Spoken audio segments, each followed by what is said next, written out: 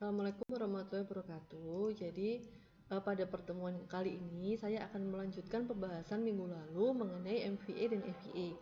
Jadi, mengenai kinerja perusahaan dan laporan keuangan perusahaan. Minggu lalu saya sudah menjelaskan mengenai kira-kira kinerja perusahaan itu bisa dilihat dari apa saja. Salah satunya adalah dari laporan keuangan ya. Kemudian minggu ini saya akan menjelaskan di laporan keuangan perusahaan itu kira-kira poin apa saja yang perlu kita lihat untuk kita dapat menilai kinerja sebuah perusahaan seperti itu. Nah, yang pertama saya review sedikit minggu lalu, ada MVA dan ada EVA, yaitu Market Value Added dan Economic Value Added. Pada intinya, MVA itu adalah kredibilitas perusahaan di mata pasar seperti itu. Harga sahamnya, value-nya perusahaan di mata pasar itu seperti apa, itu tercermin dari MVA. Nah, sedangkan EVA itu adalah kredibilitas perusahaan dari sisi kinerjanya dia sebagai perusahaan. Kira-kira produksinya, jual beli, semua aktivitas perusahaan realnya itu kira-kira value-nya seperti apa. Nah, MVA dan EVA ini dua-duanya sama-sama penting, tapi mewakili hal yang berbeda. Kalau misalnya MVA itu mewakili yaitu tadi kredibilitas atau nilai dia di mata pasar. Kalau misalnya EVA itu adalah nilai dia secara kinerja realnya itu seperti apa, seperti itu. Nah, di sini saya akan langsung membahas tentang MVA contohnya ya. Jadi di sini contohnya misal rumus pencari MVA itu adalah nilai kapitalisasi pasar dikurangi dengan nilai buku ekuitas. Jadi kapitalisasi pasar itu maksudnya adalah market share perusahaan kita di pasar seberapa banyak jumlah saham yang beredar di pasar dan nilainya yang beredar sekarang itu berapa, yang nilai yang ada di pasar gitu ya. Jadi makanya cara mendapatkan nilai kapitalisasi pasar ini adalah jumlah saham yang beredar sekarang di pasaran dikalikan dengan harga sahamnya. Jadi misal saya adalah ahli ya, Astra Agro Lestari Tbk, perusahaan Astra. Saya ingin melihat nilai kapitalisasi pasar saya, berarti saya harus melihat di pasar itu saham saya itu beredar berapa ribu lembar sih, kemudian harga saham saya berapa. Nah, kalau yang dikalikan itu adalah nilai kapitalisasi pasar. Jadi berapa jumlah saham yang saya sebar di pasaran itu nilai kalau dirupiahkan tuh berapa, seperti itu. Nah, di sini contohnya adalah nilai buku ekuitas diketahui 2 triliun rupiah, kemudian harga sahamnya 30.000 rupiah, kemudian jumlah sahamnya 100 juta lembar ya. Kemudian yang pertama kita hitung untuk mengetahui MVA itu adalah nilai kapitalisasi pasar. Nah, caranya gimana? Nah, tadi kan kita kalikan jumlah saham yang beredar dikalikan harga, kemudian ketemu 3 triliun. Kemudian lalu MVA-nya adalah 3 triliun tadi, yaitu nilai kapitalisasi pasar tadi dikurangi dengan 2 triliun yaitu nilai buku ekuitas tadi, dan menemukan hasilnya yaitu 1 triliun. Maksudnya adalah MVA sebesar 1 triliun ini berarti perusahaan berhasil meningkatkan value atau nilai perusahaan sampai 1 triliun rupiah. Nah, MVA positif itu belum tentu karena kinerja perusahaan yang positif, tapi bisa juga karena permintaan pasar seperti itu. Atau harga saham yang atau IHSG-nya memang trennya naik, maka harga sahamnya pun akan naik. Karena kalau tren IHSG naik, otomatis investor akan melihat itu sebagai sinyal positif sehingga dia akan cenderung berinvestasi kepada saham-saham blue chip. Salah satunya adalah ALI tadi ya. Nah, di sini tugas Anda itu adalah mengerjakan sesuai dengan cara yang barusan. Kalau yang barusan kan sudah saya kasih contohnya seperti ini dan contoh angka. Ini sangat sederhana sekali. Nah, di sini ada tugas Anda adalah mencari contoh kalau soalnya seperti ini, yaitu MVA-nya berapa. Di sini nilai buku ekuitasnya diketahui 1,85 triliun. Kemudian harga sahamnya 5.385. Nah, silakan cari nilai kapitalisasi pasar. Maaf. Nah, sedangkan jumlah saham yang beredar adalah 200 juta lembar. Nah, di sini silakan cari nilai kapitalisasi pasarnya berapa. Caranya seperti yang saya jelaskan tadi. Kemudian setelah ketemu dikurangi dengan nilai buku ekuitas, hasilnya MVA-nya berapa. Kemudian MVA itu tidak selalu positif, kadang negatif. Nah, kalau misalnya MVA-nya negatif, kenapa? Maksudnya itu berarti apa?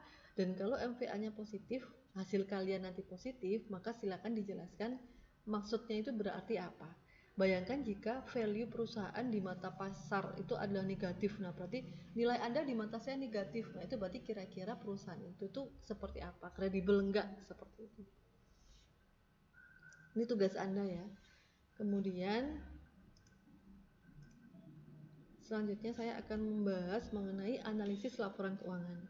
Nah, minggu lalu kita sudah mereview sebentar mengenai neraca, di mana neraca itu selalu ditampilkan per 31 Desember, seringkali ditampilkan per 31 Desember. Kemudian terdiri dari aktiva dan pasiva, sebelah kiri dan sebelah kanan. Ada aset dan ada kewajiban dan ekuitas atau liability atau liabilitas. Nah, di sini aset terbagi dari aset lancar dan tidak lancar seperti yang minggu lalu saya jelaskan. Kemudian kewajiban dan ekuitas terdiri dari kewajiban atau beban seperti hutang, kemudian obligasi jangka panjang, kemudian ekuitas terdiri dari saham biasa dan laba ditahan. Lah, di sini saya ingin menjelaskan bahwa laporan keuangan perusahaan itu kita tidak hanya melihat angka-angka seperti ini. Kalau jika angka-angka seperti ini saja kan kita nggak tahu ini maksudnya apa gitu ya. Jadi di sini kita ada perhitungan rasio, di mana rasio tersebut akan menjelaskan kinerja perusahaan. Katakanlah Anda adalah investor, ketika Anda berinvestasi misal ke Krakatau Steel atau Anda berinvestasi ke Matahari ya, atau apapun itulah, Indofood atau apapun lah itu, atau semua macam-macam ya. Nah, kira-kira Anda kan pasti ingin perusahaan yang Anda beri investasi tadi itu adalah perusahaan yang kinerjanya bagus. Karena tidak mungkin Anda langsung lihat BI, kira-kira pilih asal aja Adaro atau apa gitu asal kemudian langsung pilih, kan nggak mungkin ya. Kan pasti kalian melihat, mengira-ngira kira-kira perusahaan yang saya pilih ini bagus atau enggak. Nah, kalau misalnya kalian melihat kinerja perusahaan dengan melihat satu persatu angka itu kan pasti kalian akan bingung ya. Nah, di sini ada rasio perusahaan di mana rasio tersebut mencerminkan kinerja perusahaan tersebut. Misal, yang pertama adalah rasio likuiditas. Jadi, menunjukkan kemampuan perusahaan dalam memenuhi kebutuhan likuiditas atau memenuhi kebutuhan pencairan dana. Maksudnya adalah liquid itu kan cair ya. Jadi likuiditas itu adalah dana cair atau dana tunai atau dana yang cepat bisa diambil. Nah, di sini rasio likuiditas itu maksudnya rasio seberapa cair dana di perusahaan itu. Jadi sewaktu-waktu jika ada kebutuhan yang membutuhkan uang tunai atau dana yang cair, itu seberapa cepat mereka dapat memenuhinya. Katakanlah ada sebuah perusahaan yang asetnya itu sekian ratus triliun, perusahaan sangat besar. Tapi sekian ratus triliun, katakanlah 300 triliun, 299 triliun itu ternyata adalah aset tidak lancar. Aset lancarnya cuma 1 triliun. Nah, berarti kan dia rasio likuiditasnya itu sangat buruk gitu ya, karena dia sangat tidak liquid, sangat tidak cair. Karena kekayaan yang sekian banyak itu ternyata tidak mudah dicairkan dalam waktu cepat, ternyata harus menunggu dulu kalau sewaktu-waktu dibutuhkan. Nah, ini tidak bagus juga. Jadi perusahaan yang bagus itu adalah yang rasio likuiditasnya bagus. Jadi cenderung cepat jika sewaktu-waktu butuh dana tunai atau butuh pencairan dana seperti itu. Nah, di sini rasio likuiditas terdiri dari 3 macam rasio. Yang pertama adalah current ratio, yang kedua asset test ratio, kemudian yang ketiga adalah cash ratio. Nah, di sini sebetulnya sangat bisa kalian hafal tanpa kalian harus menghafal. Jadi kalau di kelas biasa ya, kelas tanpa pandemi itu kita akan latihan soal-soal. Cuman karena ini kelas agak-agak luar biasa, jadi saya akan menjelaskan dulu. Ini cukup kalian pahami saja maka kalian akan hafal. Intinya current ratio, current itu adalah lancar ya. Jadi rasio lancar. Nah, sebelumnya ketika saya tanya apa saja di neraca itu yang lancar? Yang lancar di neraca itu ternyata apa? Oh, ternyata ada aset lancar dan ada kewajiban lancar atau utang. Nah, jadi current ratio itu adalah rasio yang terdiri dari perbandingan segala hal yang lancar, yaitu aktiva lancar atau aset lancar dan utang lancar. Jadi tinggal kalian cari aja kalau ada soal current ratio, tinggal kalian cari aja yang ada kata current di depannya. Kalau current asset yaitu berarti poinnya, kemudian kalau ada current liabilities yaitu termasuk juga. Kemudian yang kedua adalah Acid test ratio atau quick ratio itu adalah rasio lancar yang minus persediaan ya. Jadi dia hanya kas, bank, marketable securities, kemudian piutang. Di bawahnya tetap pembaginya itu adalah utang lancar sama. Kemudian yang ketiga, cash ratio itu adalah rasio kas. Kalau yang pertama tadi rasio lancar, kedua rasio lancar dikurangi persediaan. Nah yang ketiga adalah rasio kas. Kas itu maksudnya adalah yang benar-benar tunai, bukan hanya sesuatu yang bisa dicairkan, tapi yang benar-benar berupa dana cair gitu ya. Nah rasionya ya otomatis adalah kas dibagi dengan current liabilities. Nah, contoh kas itu apa? Uang kas, kemudian marketable securities. Karena marketable securities bisa langsung dijual dan kita bisa langsung mendapatkan uangnya, seperti itu. Kemudian yang kedua adalah rasio manajemen aset. Nah, di sini adalah kan perusahaan punya aset ya. Nah, aset sebanyak apapun jika perusahaan tidak mampu mengelola, itu kan berarti kan tidak baik. Nah, di sini rasio manajemen aset adalah untuk melihat seberapa efektif perusahaan mengelola asetnya. Di sini kita lihat ada inventory turnover, ada day sales outstanding atau DSO, kemudian ada fixed asset turnover, kemudian ada total asset turnover. Jadi ini memang ada contoh soalnya juga ya. Jadi maksudnya adalah ketika perusahaan itu misal perusahaan produksi, jadi dia ada hari produksi, kemudian setelah produksi dia ada penjualan, kemudian penjualan nggak mesti semua orang bayar ke kita secara tunai, ada yang utang dulu, maka namanya di kita adalah piutang. Kira-kira piutangnya itu bisa mereka bayarkan kira-kira berapa lama dan trennya seperti apa. Misal apa, ketika kita menjual, oh ternyata penjualan kita sangat tinggi, kita melihat di laporan keuangan penjualannya sekian triliun, setiap bulan kita bisa menjual sekian triliun, tapi ternyata dari sekian triliun, katakanlah 3 triliun, 2,5 triliunnya ternyata adalah piutang. Jadi yang benar-benar dibayarkan kita adalah cuma 0,5 triliun atau 500 M gitu ya. Dan piutang tersebut ternyata oke, kalau misalnya dibayarkan kurang dari 30 hari nggak masalah. Tapi ternyata dibayarkannya itu sampai 3 bulan mungkin atau 6 bulan. Pokoknya sangat lama. Otomatis kan pergerakan balik modal kita kan sangat lama, sedangkan uang itu kan harus cepat kita putar menjadi bahan baku lagi agar bisa berproduksi lagi, membayar jasa karyawan seperti itu. Nah, di sini kita melihat tidak hanya pendapatan perusahaan itu sebesar apa, tapi kira-kira itu piutangnya seberapa, dibayarkan seberapa lama sih kira-kira. Nah, ketika semua itu bagus, itu berarti mencerminkan efektivitas perusahaannya. Kemudian yang ketiga adalah rasio solvabilitas. Sesuai namanya, solve itu adalah memecahkan atau menyelesaikan masalah. Jadi yang kita selesaikan masalahnya itu apa? Kalau dalam transaksi keuangan pasti adalah hutang kan. Nah, jadi rasio solvabilitas itu adalah rasio yang mengukur kemampuan perusahaan dalam memenuhi kewajiban jangka panjang atau rasio yang menunjukkan kemampuan perusahaan dalam membayar kewajiban hutang tadi. Nah, di sini ada 3. Yang pertama, debt to equity ratio, kemudian long term debt to equity, kemudian debt to total asset. Nah, di sini juga kalian tidak perlu menghafal, cukup kalian lihat namanya aja. Misalnya saya tanyakan, bagaimana cara menghitung debt to equity ratio? Nah, tinggal kalian lihat aja, oh namanya debt to equity. Debt adalah utang, equity adalah ekuitas. Debt to equity berarti rasio utang terhadap ekuitas. Kemudian long term debt to equity berarti long term kan jangka panjang ya. Berarti oh itu rasionya long term debt terhadap equity. Long term debt pinjaman jangka panjang, equity adalah ekuitas. Kemudian yang ketiga, debt to total asset. Oh, debt adalah hutang. Kemudian total asset ya, aset total, total aktiva. Berarti itu pasti rasio total hutang dibagi dengan total aktiva atau total aset seperti itu. Kemudian yang keempat adalah rasio profitabilitas. Di sini rasio yang paling sering saya keluarkan ketika ujian ya, baik itu kuis atau mungkin UTS atau mungkin UAS, ini adalah rasio profitabilitas. Ini salah satunya karena yang simple saja cara mencarinya tetapi sangat penting.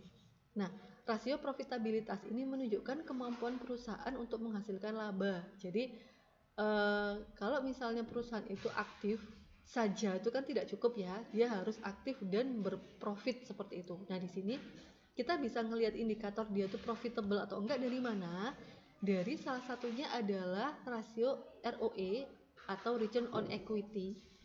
Jadi ketika kita punya ekuitas itu kira-kira labanya seberapa. Nah, return itu adalah laba, equity adalah ekuitas. Jadi return on equity itu pasti laba bersih dibanding dengan ekuitas. Jadi lagi-lagi kalian nggak usah hafalan ya, cukup dilihat dari nama. Kemudian yang kedua adalah return on asset. Return adalah laba bersih ya. Kemudian aset. Jadi laba bersih setelah pajak dikurangi dengan total aset seperti itu. Dan lain sebagainya. Nah, yang terakhir ini adalah rasio nilai pasar. Ini memang sering sekali kalian dengar kalau kalian mungkin baca Detik Finance mungkin atau baca Kompas di bagian keuangan. Jadi banyak investor atau pengamat investasi juga itu yang melihat perusahaan dari sisi rasio nilai pasar, seperti Warren Buffett.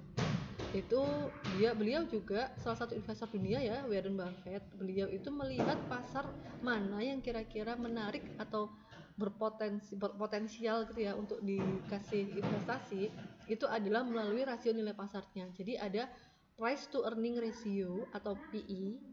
Itu karena kita ngelihat dari sisi harga sahamnya. Jadi harga per lembar saham dibandingkan labanya itu berapa. Kira-kira masuk akal tidak harga lembar saham segitu dengan laba segitu gitu ya.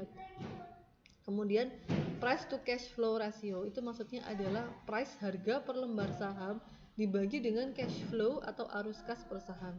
Kemudian yang ketiga adalah nilai buku saham, yaitu ekuitas biasa dibagi jumlah saham yang beredar. Kemudian yang keempat adalah nilai buku atau nilai pasar, yaitu harga pasar per lembar saham dengan nilai buku per lembar saham. Seperti itu. Yang terakhir adalah rasio manajemen utang. Di sini tidak hanya kemampuan melunasi kewajiban seperti yang tadi ya, tapi seperti solvabilitas, tapi juga rasio manajemen utang. Jadi ketika kita punya aset atau dana itu kira-kira kita sejauh mana bisa kita gunakan dana tersebut untuk membayar hutang, seperti itu. Nah, di sini yang paling sering kita dengar mungkin kalau kalian pernah mendapatkan materi pengantar akuntansi juga ya, itu adalah EBITDA atau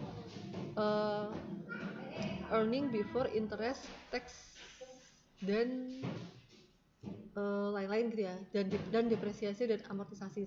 Jadi EBITDA itu adalah earning atau laba before sebelum interest suku bunga, tax pajak, depreciation yaitu depresiasi, dan amortization yaitu amortisasi. Maksudnya laba perusahaan itu sebelum ada potongan-potongan seperti potongan bunga, potongan pajak, kemudian penyusutan depresiasi dan amortisasi.